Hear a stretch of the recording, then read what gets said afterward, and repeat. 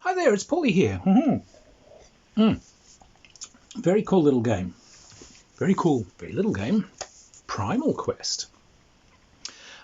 So this is a Exalted Funeral offering, which of course means it's got, very cool graphics and layout and everything all through it. So this has been done by someone who wanted to kind of do a simple game with kind of the benefits, I guess, of modern game design, but he wanted kind of a cool hex-bashy, hex-crawly classic adventure game. Plus, they really love cavemen and velociraptors. So that's what this designer has done. Who is he? Whoops. Diogo Nogueira. So, lovely piece of work. As you can see, the artwork is just gorgeous. It's, dinosaurs and tyrannosaurs. So, effectively, it's a caveman world with dinosaurs, of course, because that's fun. So, you're playing primitive men and primitive women, and it's a really nice little game system. So, character design is pretty simple. You split some points between a few fairly simple characteristics.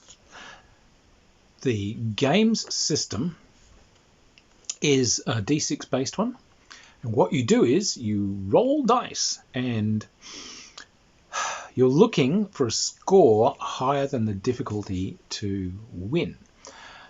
But if you are advantaged, you have good equipment, you have good tactics, you have something going for you, you roll more than one dice and you get to keep the best.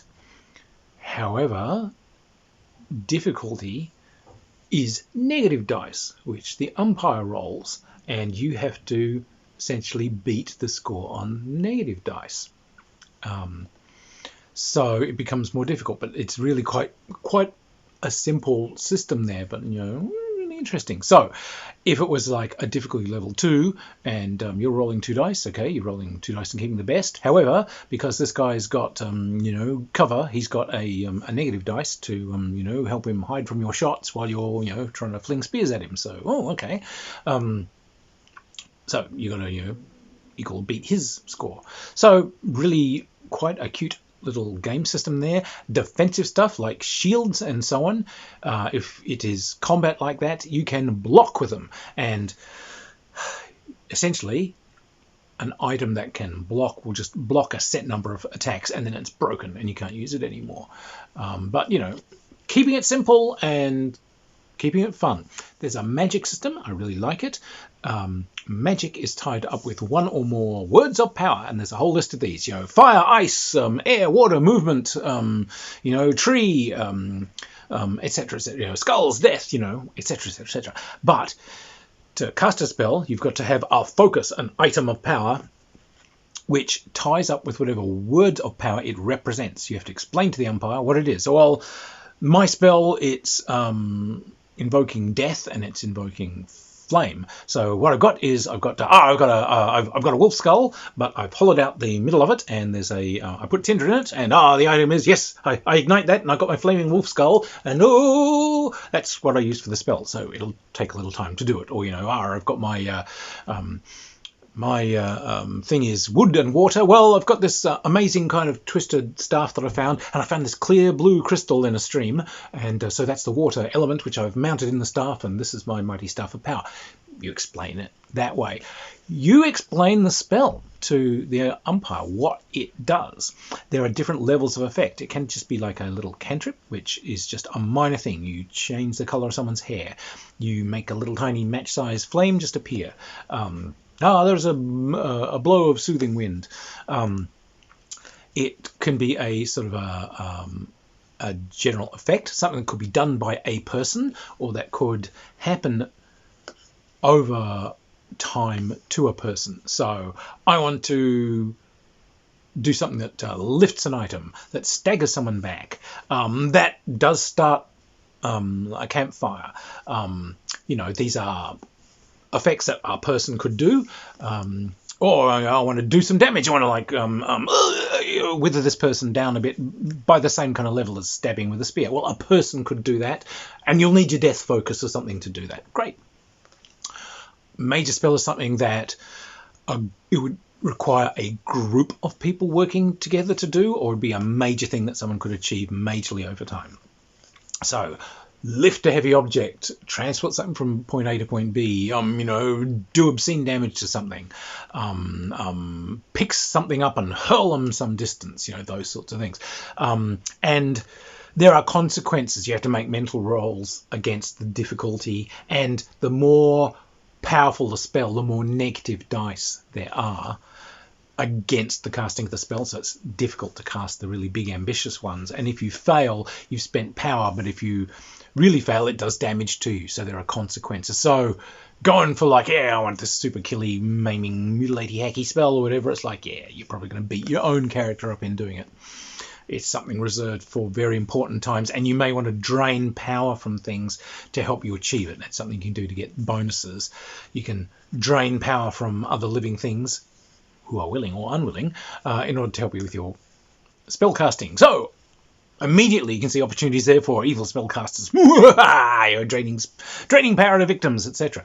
But with these very simple tools in mind, this simple little set of rules, which so really of these, those rules only take up a few pages. It really is that simple. You've got this nice robust system, character generation and so on. You pick some traits and so on for your characters, you pick some equipment, you split the points between your characteristics, which act as sort of both a defense against people doing rolls against you and add to your own rolls.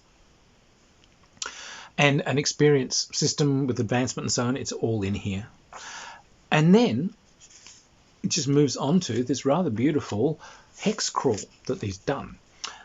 What's it called? Mother's Veil. So he's done a amazing hex-crawl here, which is a primitive area, but some kind of like thing. Flaming things have been seen travelling through the skies and hit in this valley and left a big boom, and there was big fires and everything. So characters are like, oh, seen this from afar, and I've come to investigate.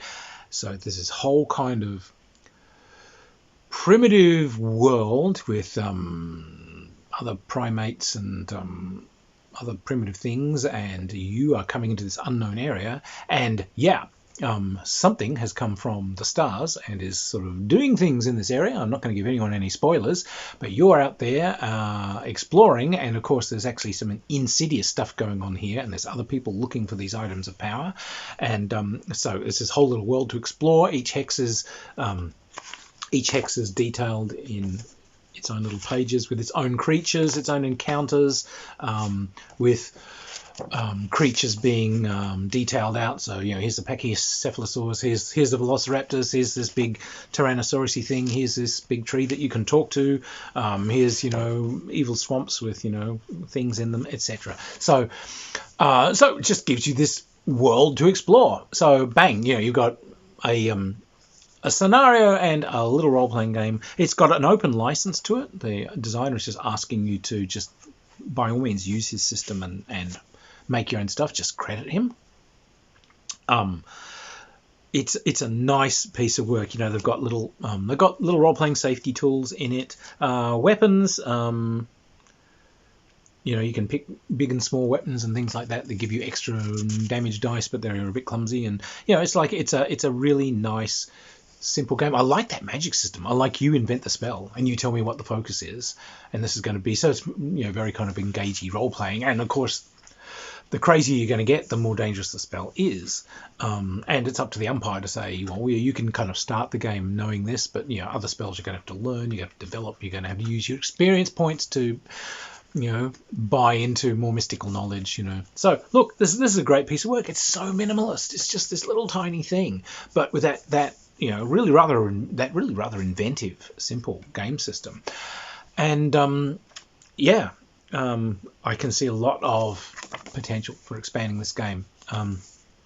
This is a great piece of work. Hats off to him. So anyway, Primal Quest, really worth taking a look at. Costs very little. It's up there on the Exalted site, and they have a ton of weird stuff that's worth kind of climbing through. Their stuff always has this really kind of innovative page layout. They're really master page layouterers. Sometimes that can get in the way of the information, I have to say. They get too trendy. This is not. This is the perfect mix. This is design and information, not slowing you down with text and not slowing you down with really stupid, wacky, look at my layout. So, yeah. Anyway, absolutely worth taking a look at. Great one. And again, I get the impression that this guy wanted, like we all do, to design the game he wanted to play, but I think he also wanted something to run for some younger players who are getting into gaming. So, very good for that. But definitely worth a shot. Anyway, if you've liked the reviews, by all means, please like, subscribe, hit me up on Patreon so I can keep the channel going, and I will keep on reviewing these things. See you at the gaming table, everyone. Keep having fun.